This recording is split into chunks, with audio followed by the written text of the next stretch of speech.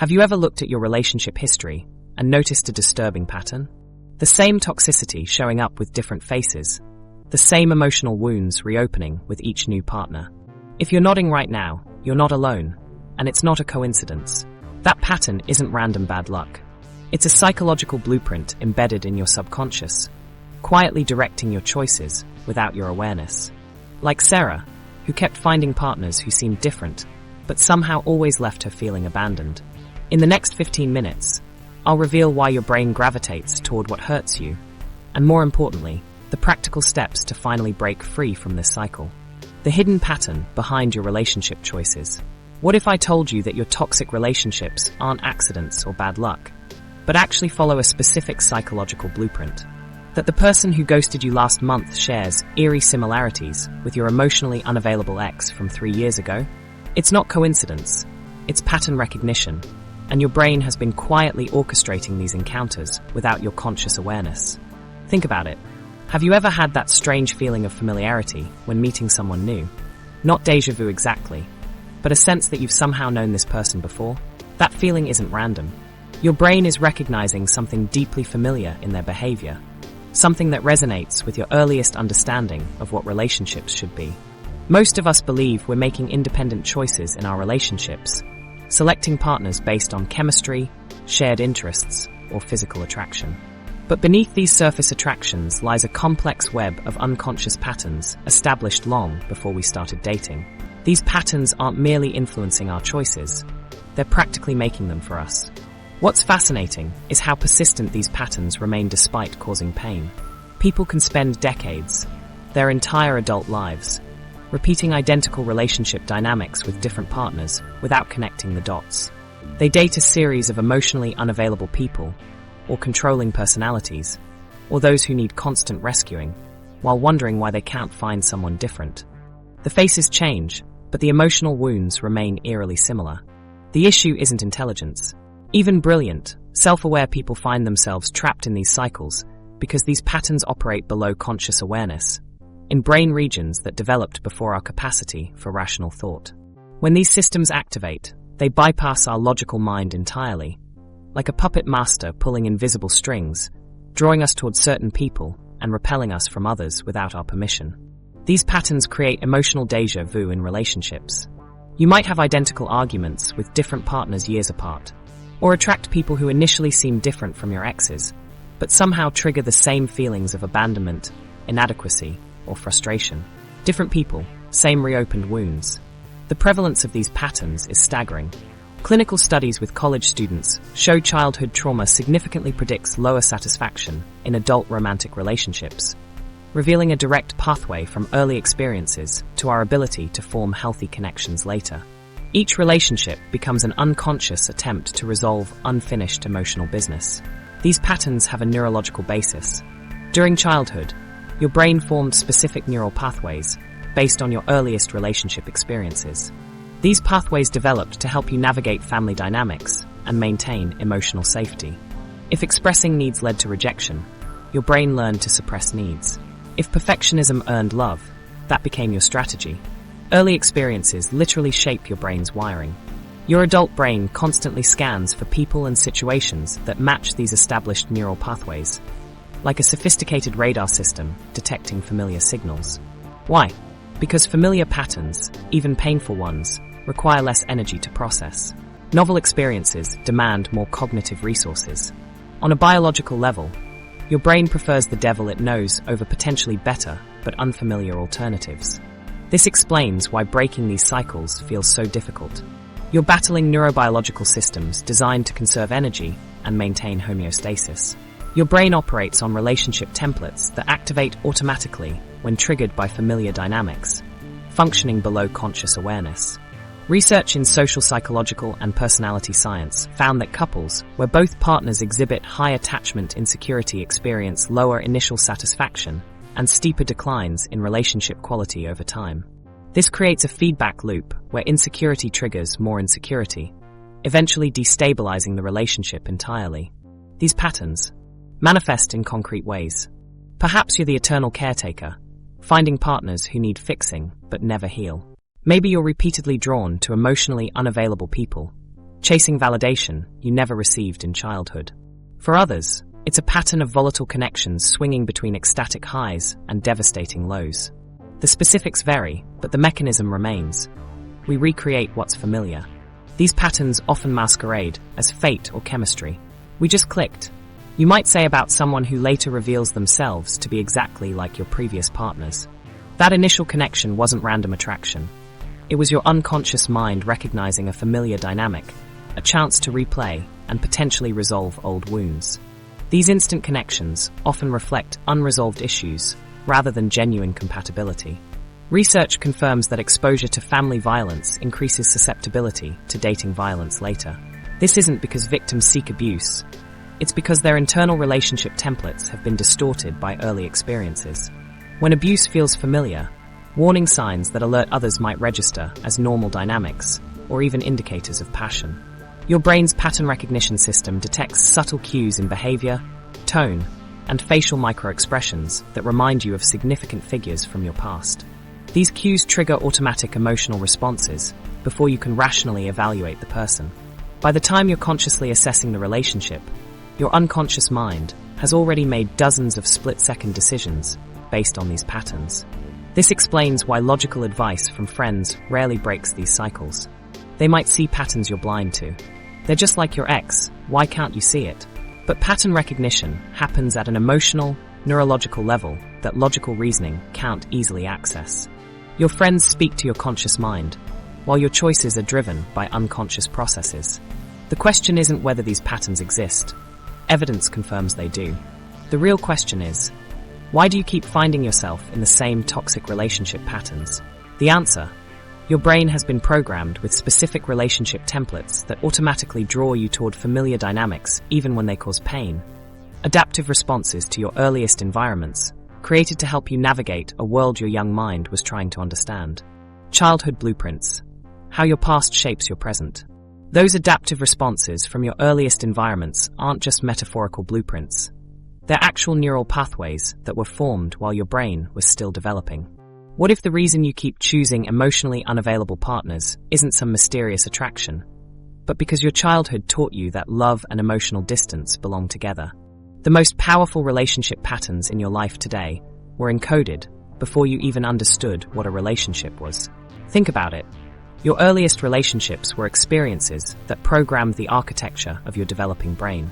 During those formative years, your neural circuitry was being wired to understand what love means, what safety feels like, and how human connection operates. This programming forms the foundation for every relationship you'll have. Your childhood wrote the entire script for how you perceive and respond to others throughout your life. The quality of these early bonds directly shapes your brain's relationship operating system. When a child receives consistent care and appropriate emotional responses, their brain develops secure attachment pathways. But when early experiences include inconsistency, neglect, or abuse, the brain adapts by forming different neural connections, ones that prioritize survival in an unpredictable or threatening world. These pathways become your default relationship templates, like software installed on a computer that runs automatically in the background. Here's the uncomfortable reality. Difficult childhood experiences create distorted relationship templates that follow you into adulthood. A child who witnesses their parents' volatile arguments might grow up seeking partners who yell during disagreements, while someone who experienced emotional neglect might be drawn to partners who are emotionally unavailable. These aren't conscious choices. They're automatic responses based on what your brain recognizes as familiar. Your unconscious mind is simply running the relationship software that was installed decades ago. Children internalize relationship dynamics they witness, regardless of how dysfunctional those dynamics may be. If you grew up watching one parent consistently demean the other, your developing brain didn't label this as unhealthy. It simply recorded it as this is what relationships look like. Children normalize whatever environment they're immersed in. Even harmful behaviors become woven into your understanding of what relationships are supposed to be. Consider Sarah, who grew up with a father who was loving when sober, but unpredictable and harsh when drinking. As an adult, she found herself repeatedly drawn to charismatic men who would shower her with affection initially, only to become distant and critical later. Despite recognizing the pattern intellectually, She couldn't break the cycle until she understood how her childhood had programmed her to equate love with inconsistency. Her brain had been wired to find comfort in the familiar roller coaster of intense connection, followed by emotional withdrawal. The building blocks of these relationship patterns are assembled during childhood when your brain is in a state of heightened neuroplasticity. When you repeatedly experience particular relationship dynamics, whether loving or harmful, your brain strengthens those specific connections. It's like creating pathways through a dense forest. The routes you travel most frequently become the clearest and easiest to follow. By adulthood, these well-worn trails become your default routes for navigating relationships, often operating completely outside your awareness. Even good enough parenting can still create problematic patterns. No childhood is perfect, and even loving parents have their blind spots. Perhaps your parents were generally attentive, but became emotionally distant during conflict. You might have learned that love withdraws when things get difficult, creating an adult pattern of either avoiding necessary relationship confrontations or feeling intense abandonment anxiety during disagreements. Childhood trauma comes in many forms, not just the obvious ones. Being bullied, witnessing community violence, experiencing racism, or living through your parents' high-conflict divorce can all impact your relationship blueprints. These experiences can significantly alter your developing brain and emotional regulation systems, leading to difficulties in adult relationships.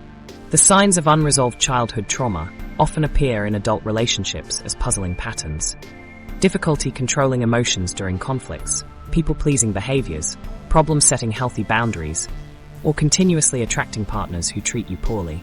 You might find yourself swallowing emotions to keep peace, experiencing sleep issues during relationship stress, or engaging in negative self-talk that echoes critical messages from your childhood. These are adaptations your brain made to survive your earliest environments. Trust issues represent another common struggle.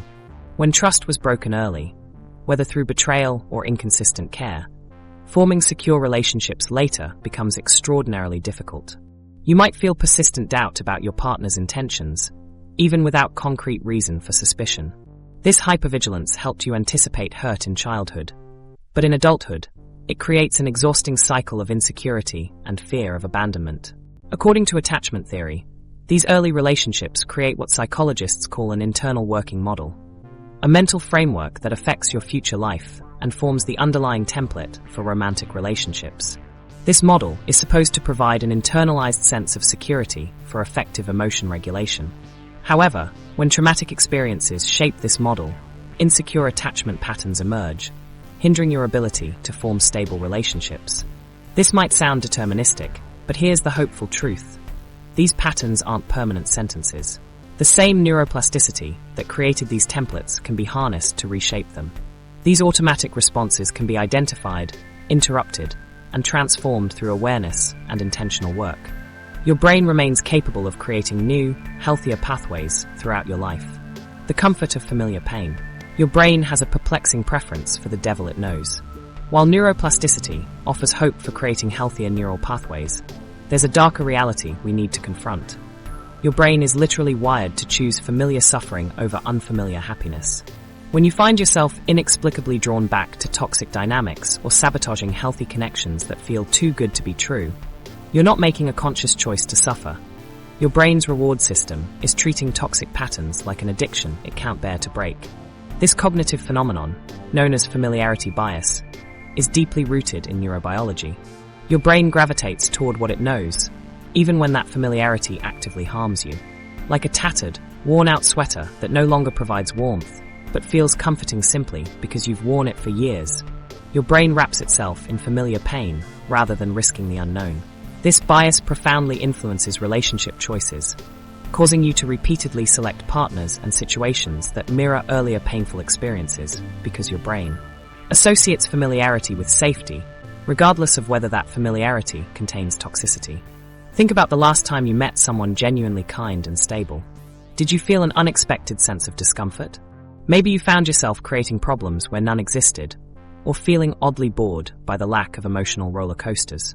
This counterintuitive response happens because your brain processes uncertainty as a potential threat. The unfamiliar experience of consistent respect and stability can actually trigger your nervous system's fear response. while the familiar cycle of chaos and reconciliation registers as secure territory. Beneath the surface, your brain prioritizes predictability over well-being.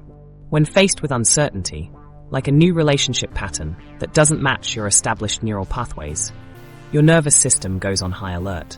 This is why many people describe feeling on edge or waiting for the other shoe to drop when dating someone healthy after a series of toxic relationships.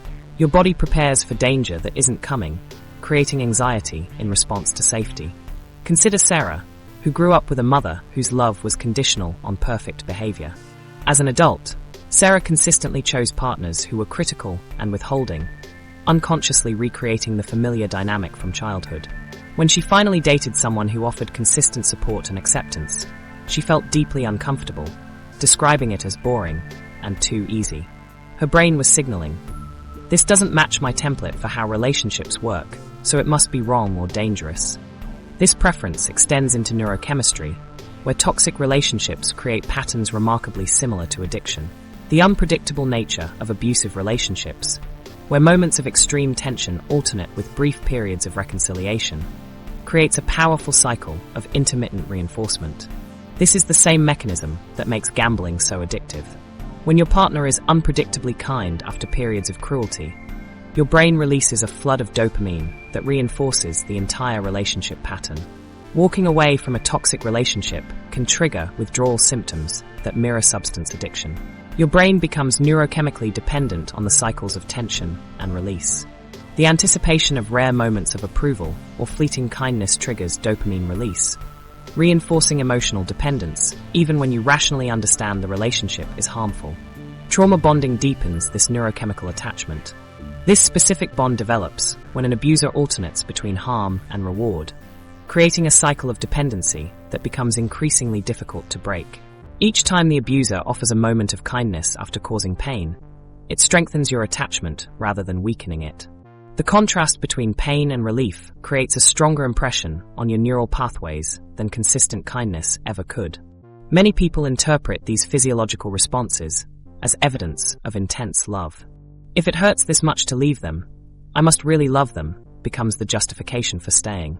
In reality, your brain is responding to the disruption of a familiar pattern with the same urgency it would assign to physical danger. Your nervous system doesn't distinguish between heartbreak and survival threat.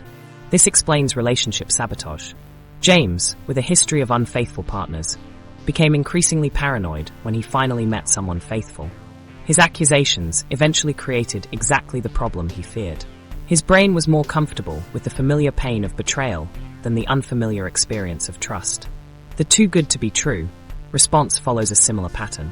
Maria, who grew up with inconsistent caregiving, described her reaction to a supportive partner. "I kept waiting for him to show his true colors. When he continued being kind, I convinced myself he must be hiding something terrible." She eventually ended the relationship, returning to unreliable partners who felt more real to her nervous system. This creates a challenging trap. Relationships that could heal old wounds trigger your deepest fear responses. It's not a character flaw or lack of willpower. It's your brain's primitive survival mechanism, prioritizing the known over the unknown, regardless of quality. Understanding this neurobiological trap shifts the focus from blame to awareness. Many people shame themselves for repeatedly choosing harmful relationships, not recognizing these choices stem from unconscious processes designed to keep them within what their brain considers safe territory. The hope lies in neuroplasticity. The same mechanism that created these patterns can help change them. Your brain can form new associations throughout your life. With conscious awareness and consistent effort, you can gradually teach your nervous system that respect and stability are safe, while patterns of chaos and pain threaten your well-being. The process begins with recognizing how your body responds to both toxic and healthy relationships. By bringing awareness to these automatic responses, you create the possibility of interrupting them rather than being controlled by them. Each time you resist the pull toward familiar toxicity, you weaken those neural pathways while strengthening healthier alternatives. Attachment styles, the invisible force guiding your attractions. What if I told you there's an invisible filtering system that's been screening your potential partners all along? Think about your last 3 relationships. What if they weren't random attractions, but precisely matched to your earliest childhood experiences? The mysterious force guiding your romantic choices has a name, and understanding it might finally break your cycle of toxic relationships. Beneath the surface of every butterflies in the stomach moment lies a sophisticated psychological framework developed by pioneering researchers John Bowlby and Mary Ainsworth.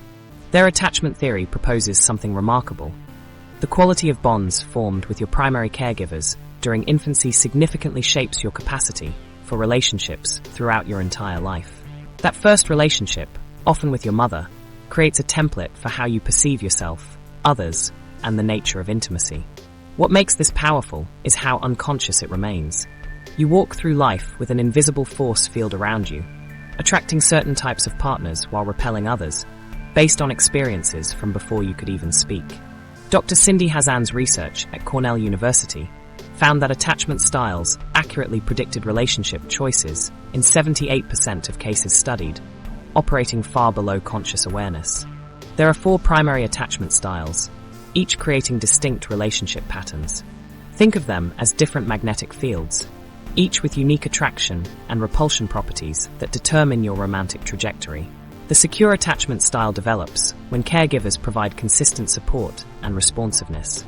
As Dr. Sue Johnson, founder of Emotionally Focused Therapy, explains, securely attached individuals approach relationships with the deep-seated belief that they are worthy of love and that others can be trusted. These individuals feel comfortable with both intimacy and independence, manage relationship conflicts healthily, and form the strongest foundation for emotional health. Anxious attachment emerges when caregiving is inconsistently responsive. Studies by Dr. Philip Shaver revealed that approximately 20% of adults develop this pattern, characterized by an intense craving for intimacy paired with persistent abandonment fears. The anxiously attached person lives in constant fear of rejection, notes attachment researcher Dr. Amir Levine. Their attachment system is chronically activated, scanning for threats to the relationship. What's fascinating is how this anxiety manifests in partner selection. Those with anxious attachment are often drawn to emotionally unavailable partners, not randomly, but because their attachment system is trying to solve the original wound. Like a moth to flame, they're unconsciously drawn to people who trigger the familiar abandonment fears, hoping to finally make someone unavailable stay and heal the original injury. The avoidant attachment style creates an entirely different pattern. Approximately 25% of adults display this style, according to research by Bartholomew and Horowitz. When early caregivers discouraged emotional expression or failed to meet emotional needs, children develop strategies to suppress attachment needs entirely. As adults, they value independence above all else and feel uncomfortable with closeness. Avoidant individuals have learned to deactivate their attachment system, explains Dr. Deborah Campbell. They've trained themselves not to need others as a protection against rejection. This creates a push-pull dynamic where the avoidant partner withdraws when feeling crowded, triggering abandonment fears in their anxiously attached partner, who then pursues more intensely. A landmark study in the Journal of Personality and Social Psychology found that these anxious avoidant pairings occur at rates 50% higher than random chance would predict, suggesting a powerful unconscious attraction mechanism at work.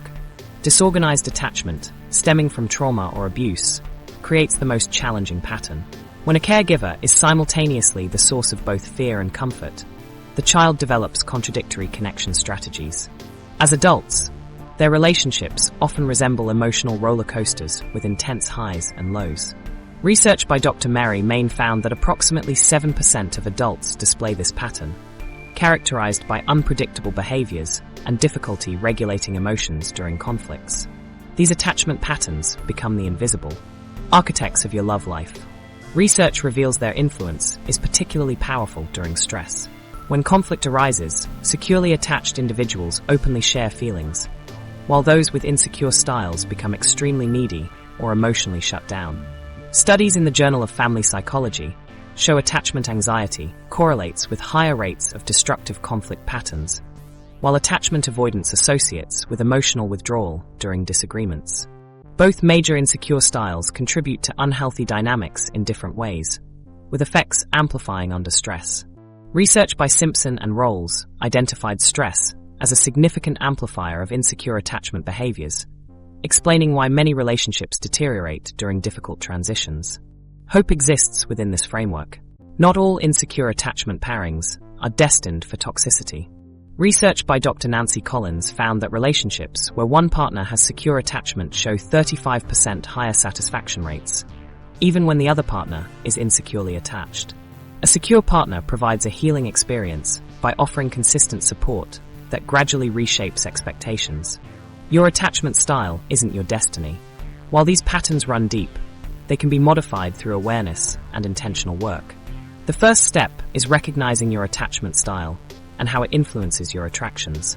Various assessment tools can help identify your dominant pattern, bringing consciousness to what's been operating in the shadows of your love life. Once identified, you can challenge the automatic responses stemming from insecure attachment. Therapy approaches specifically addressing attachment wounds have shown effectiveness in developing more secure patterns, with emotionally focused therapy reporting a 73% success rate in shifting attachment security. What makes attachment theory valuable is how it removes blame. Your attachment style isn't a character flaw. It was a necessary adaptation to your early environment.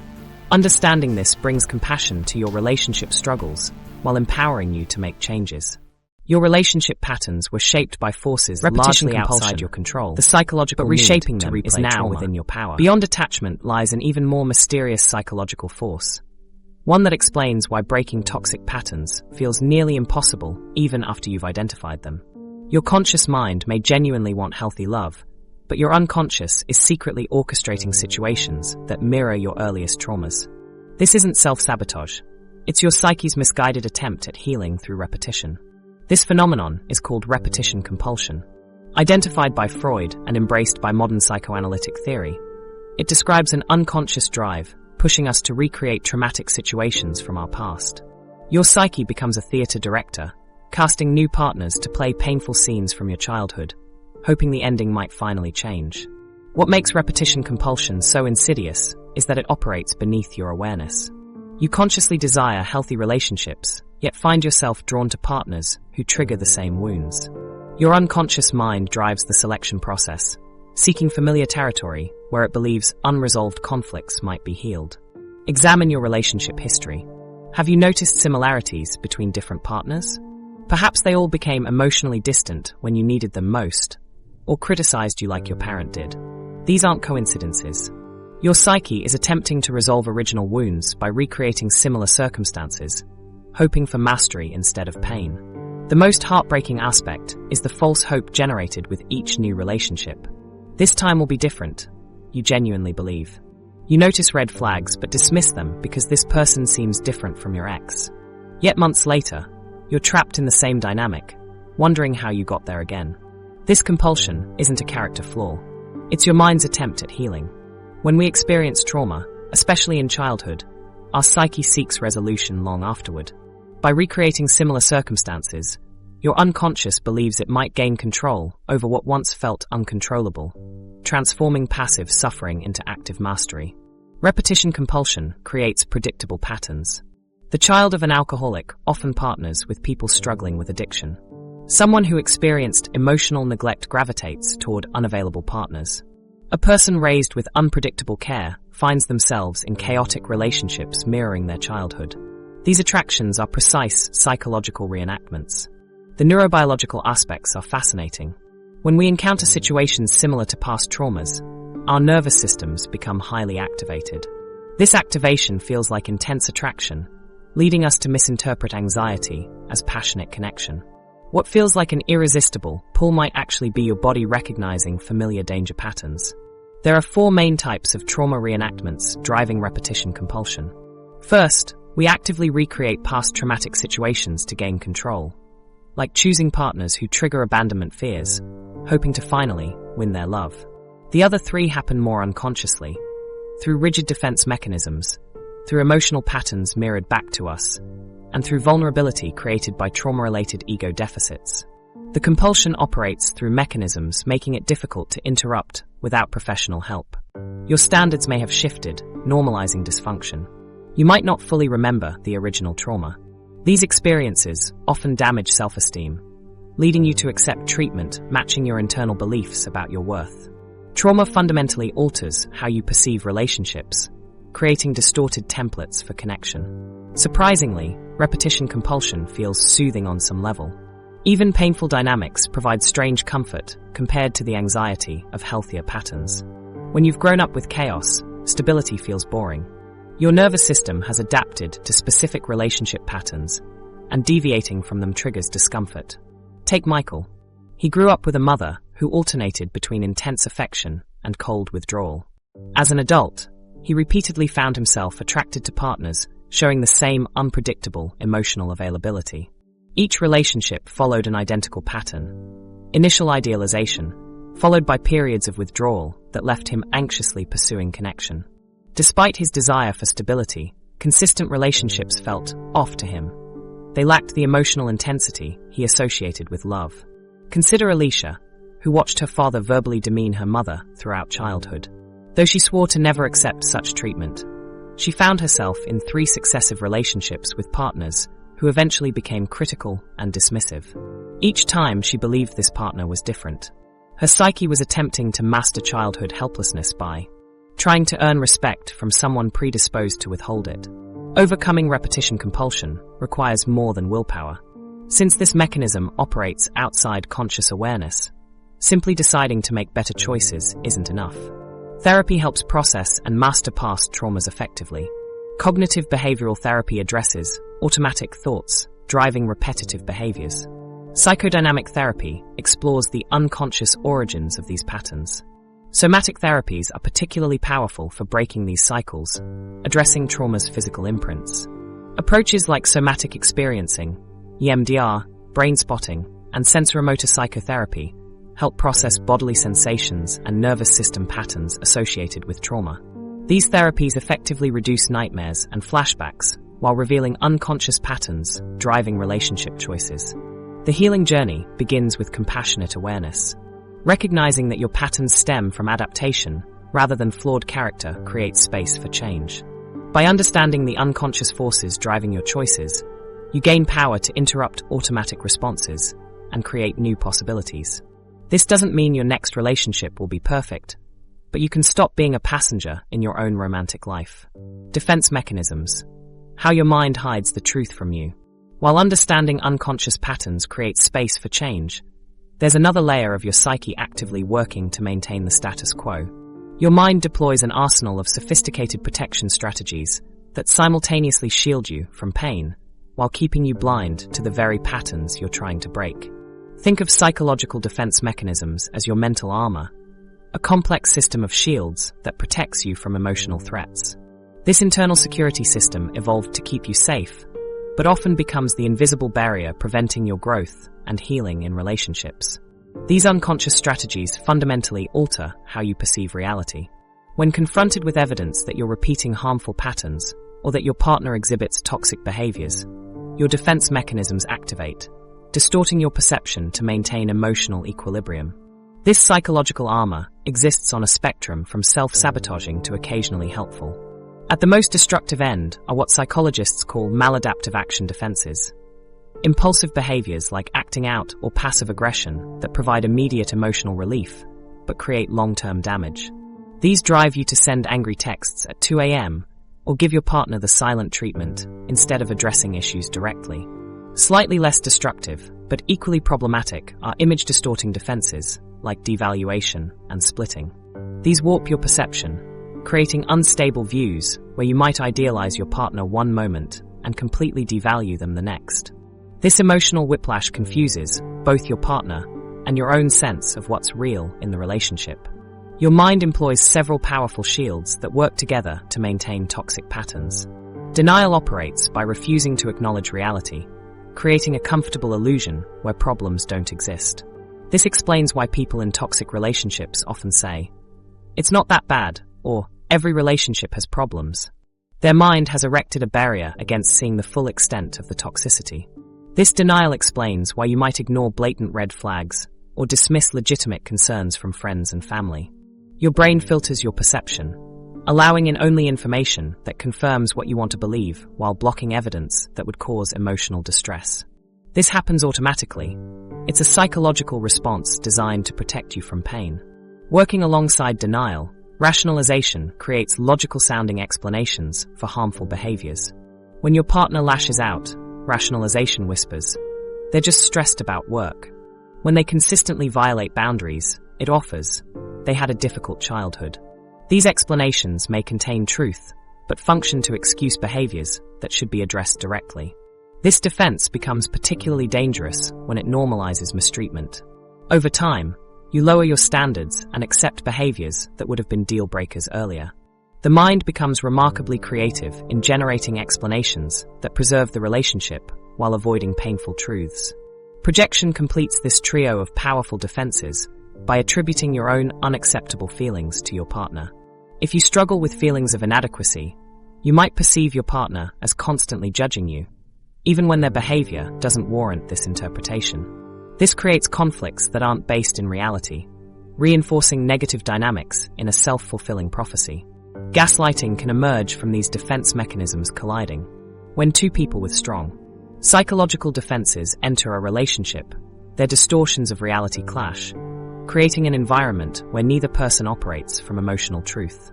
This mutual reality distortion creates perfect conditions for gaslighting to flourish. Self-sacrificing defenses deserve special attention because they often masquerade as virtues.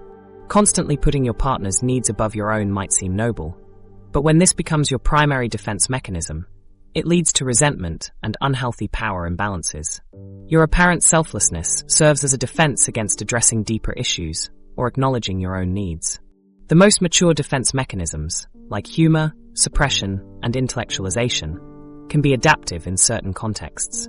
These create emotional distance without completely distorting reality. Using humor to diffuse tension or analyzing relationship dynamics can help when done consciously. But even these sophisticated defenses can prevent emotional intimacy if they're used to avoid vulnerability. What makes these psychological defenses challenging is their automatic operation outside conscious awareness. You don't decide to deny, rationalize, or project. These responses happen instantaneously before your conscious mind can intervene. This automaticity explains why simply knowing about toxic patterns doesn't necessarily free you from them. Your defenses continue operating in the background, protecting you from painful awareness even as you try to grow. Breaking through this armor requires more than intellectual understanding. It demands consistent, compassionate self-observation. When you notice yourself making excuses for a partner's behavior or ignoring advice from trusted friends, pause and ask, is my mind protecting me from a painful truth right now? This creates a moment of consciousness where your automatic defenses can't operate unchecked. Ultimately, the path through these defenses isn't about dismantling your psychological protection system entirely. That would leave you emotionally vulnerable and overwhelmed. Instead, it's about developing a more flexible, conscious relationship with your psychological armor. You learn to recognize when your shields are activating and make choices about whether their protection serves your highest good in that moment. Red flags in disguise, the early warning signs you're missing. Even as you work to understand your defense mechanisms, there's a more insidious process happening when you meet someone new. Your brain is actively misinterpreting danger signals as romantic interest. The most alarming reality about toxic relationships isn't that they happen to unlucky people. It's that they often begin with moments that feel more special, more intense, and more meant to be than healthy connections ever do. Think about it. That overwhelming rush of connection on a first date, the constant stream of messages that makes you feel so valued, the way they seem completely captivated by everything about you. What if these weren't signs of an extraordinary connection, but the first whispers of manipulation? We've been culturally conditioned to interpret intensity as romance, to see obsession as devotion, to mistake control for care. And this conditioning doesn't happen by accident. Our earliest relationship experiences create a template for what feels right in later connections. If your childhood featured unpredictable attention or conditional love, someone who floods you with affection before suddenly withdrawing it might trigger a familiar emotional roller coaster that your brain has been wired to chase. That's because the brain doesn't distinguish between familiarity and safety. It simply recognizes patterns, even harmful ones. When someone showers you with excessive attention and affection from the very beginning, a tactic known as love bombing, it can feel like finally being truly seen and valued. After years of seeking validation or struggling with self-worth, this tsunami of adoration seems like the answer to everything you've been missing. But genuine connection builds gradually, while love bombing accelerates intimacy artificially, creating a sense of false closeness that later becomes leverage for control. Consider how quickly toxic partners often push for commitment. They rush to lock you in before you have time to notice the concerning patterns emerging. They might say things like, "I've never felt this way about anyone before," or "We're soulmates," after knowing you for just days or weeks. This isn't romantic. It's a calculated attempt to create emotional dependency before you've had time to see them clearly. What makes these initial stages of manipulation so effective is that they target our deepest emotional needs. Someone who's experienced emotional neglect might be particularly vulnerable to love bombing because that overwhelming attention temporarily fills a void they've carried since childhood. The manipulator hasn't actually healed that wound, they've just learned to exploit it. According to a survey of domestic violence survivors, 85% reported that their abusive relationships began with what they initially perceived as extraordinary intensity and attention that gradually transformed into control. This progression often follows a predictable pattern. What starts as flattering concern evolves into monitoring, isolation, and dependency. Take the case of a client whose partner's checking in texts quickly escalated from sweet to suffocating. What began as "just wanted to make sure you got home safe" messages evolved to "who are you with?" texts every 30 minutes. When she didn't respond immediately, he'd call repeatedly, eventually arriving at her location, because he was worried. Within months, she found herself declining invitations from friends to avoid the inevitable questioning and accusations that would follow. By the time she recognized this as control rather than care, she was isolated from her support network and dependent on his approval for social interaction. Financial control follows a similarly subtle progression. It might begin with seemingly helpful gestures, offering to manage your money, providing guidance on spending, or suggesting joint accounts early in the relationship. A client once described how her partner initially offered to help her budget after learning about her student loan debt. This thoughtful gesture evolved over months into him controlling all household spending, requiring her to provide receipts for personal purchases, and eventually limiting her access to their joint account. By the time she recognized this as abusive, her financial independence had been so thoroughly compromised that leaving seemed impossible. These controlling behaviors share a common trajectory. They begin subtly and escalate gradually. The person being controlled often doesn't notice how their autonomy is being eroded until they find themselves isolated, financially dependent, and questioning their own judgment. The frog in slowly heating water doesn't realize it's boiling until it's too late to jump out. What makes these warning signs even harder to recognize is that they may actually feel good at first. Having someone want to know your whereabouts might feel like being cared for. Having someone offer financial help might feel like support. Having someone want all your time might feel like love. This paradox is cruel. Behaviors that should serve as warnings can trigger positive emotions if they align with unhealed wounds from your past. Manipulators justify their controlling behavior with narratives that make their actions seem reasonable. "I only check your phone because I've been hurt before. I get upset when you see your friends because I miss you so much." These explanations are designed to make you question your own boundaries rather than their behavior. The most powerful protective measure against these disguised red flags is developing awareness of your own vulnerabilities. What forms of affection are you starving for? What kinds of insecurities do you carry? A manipulator will inevitably find and exploit these tender spots. Not because you're weak, but because you're human. When you know your vulnerabilities intimately, you can distinguish between someone who respects them and someone who uses them as entry points for control. Learning to recognize these subtle warning signs means developing discernment. Healthy relationships build trust gradually, respect boundaries consistently, and encourage independence alongside connection. They feel secure without feeling restrictive, supportive without feeling suffocating. Interrupting these patterns before deep attachment forms is infinitely easier than trying to disentangle yourself from a fully established toxic relationship.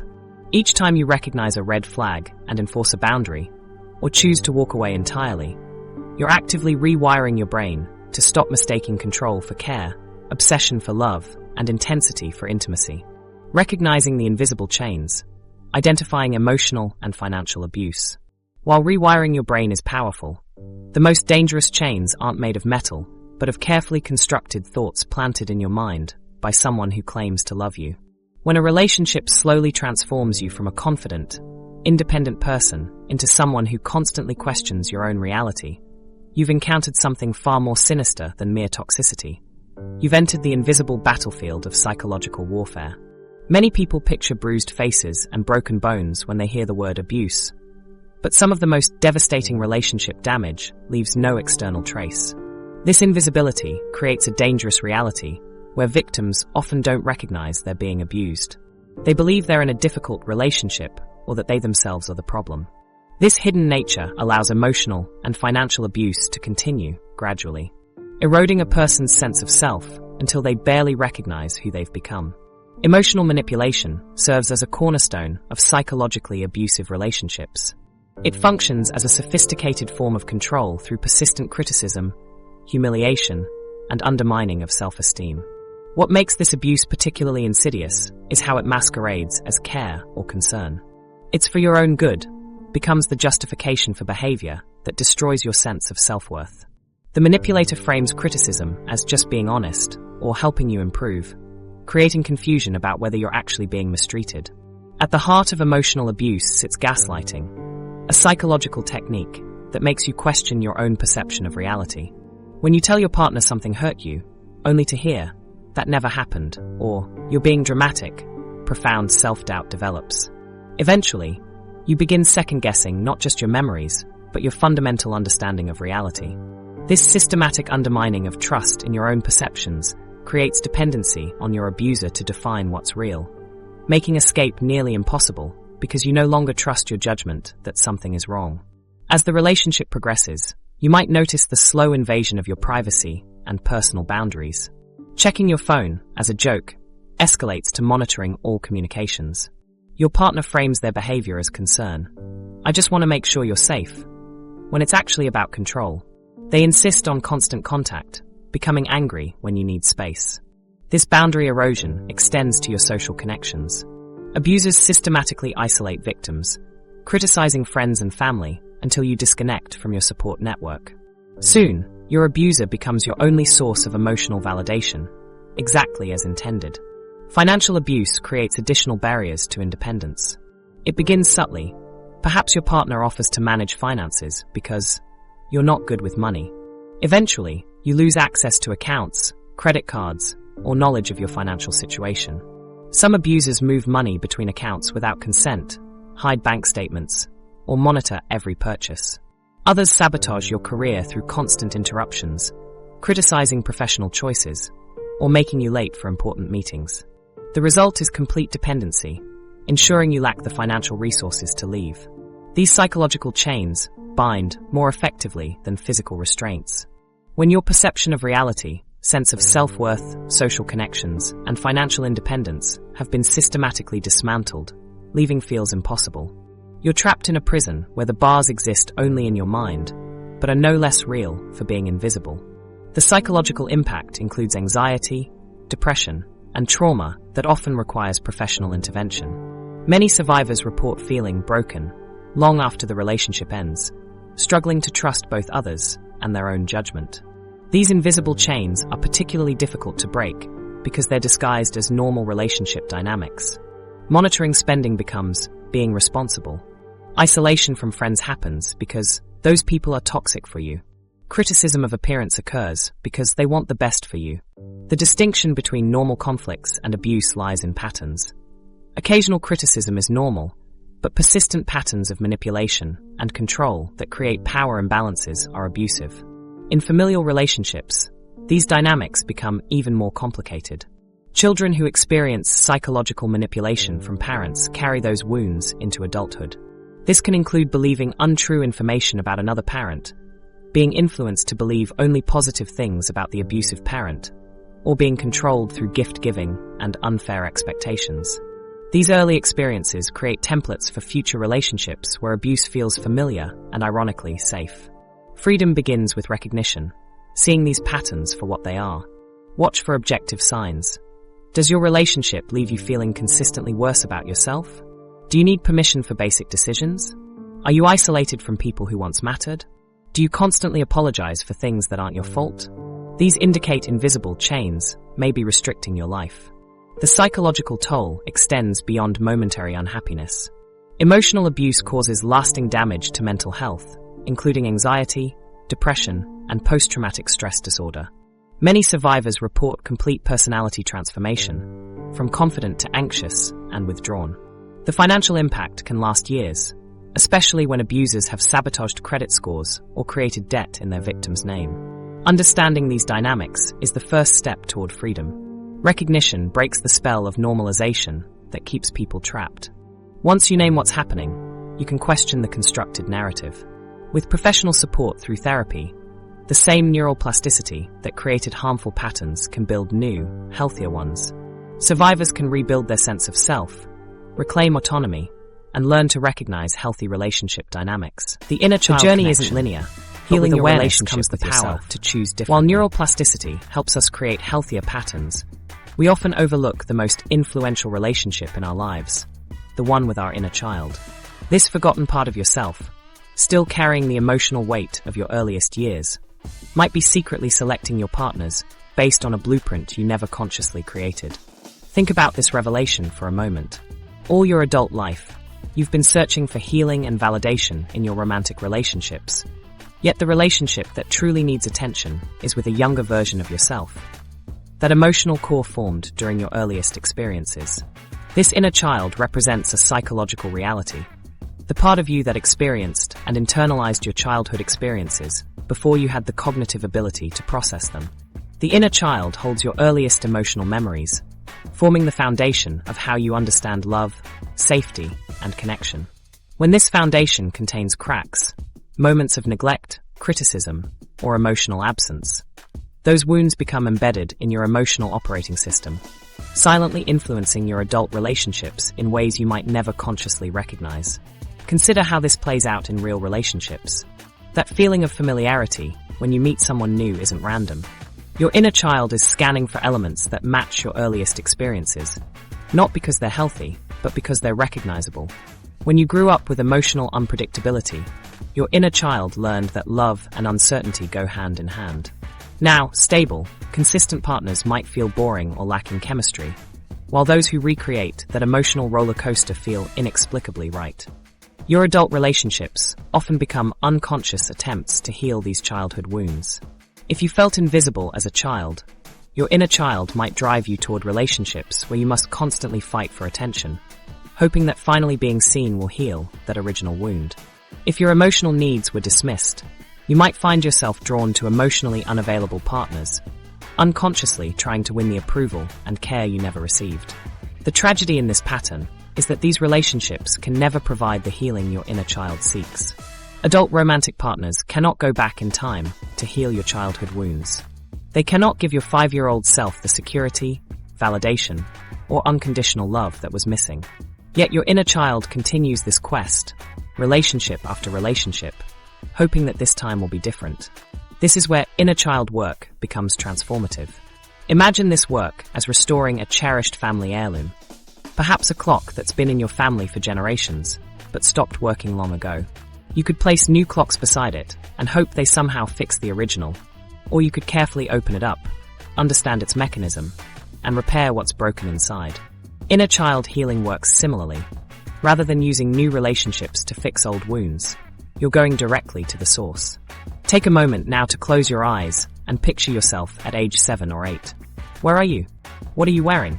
What emotions cross your young face? This child is still within you, influencing every relationship choice you make. What might they need to hear from you today? Guided visualization provides one powerful pathway to healing. Imagine sitting with your younger self in a safe space, listening to their fears and needs with the compassion and understanding they never received. What would you say to that child? This isn't mere imagination. It's a restructuring of your emotional relationship with yourself, creating new neural pathways that can transform how you relate to others. Journaling offers another avenue for connection. Writing letters to your inner child, or allowing your inner child to write through you, can reveal needs and wounds you've spent decades trying to fulfill through others. One woman discovered through this process that her pattern of choosing controlling partners stemmed from a childhood where she never felt safe making decisions. Her inner child was still seeking someone to take control because autonomy felt frightening and unfamiliar. These techniques are part of a broader approach called reparenting, the process of giving yourself what your caregivers couldn't provide. This might mean learning to comfort yourself when you're distressed, setting boundaries to protect your well-being, or validating your emotions instead of dismissing them. Through consistent reparenting, you create that sense of safety and self-compassion that can interrupt negative relationship patterns at their source. The connections between childhood wounds and adult relationship behaviors are remarkably consistent. If you experienced neglect, your inner child learned that needs weren't important, often manifesting as pursuing emotionally unavailable partners. Those who experience criticism might develop codependency, constantly adapting to others' needs while neglecting their own. Abandonment wounds frequently lead to anxious attachment patterns, with hypervigilance to any sign a partner might leave. Understanding these patterns isn't about assigning blame to your caregivers or yourself.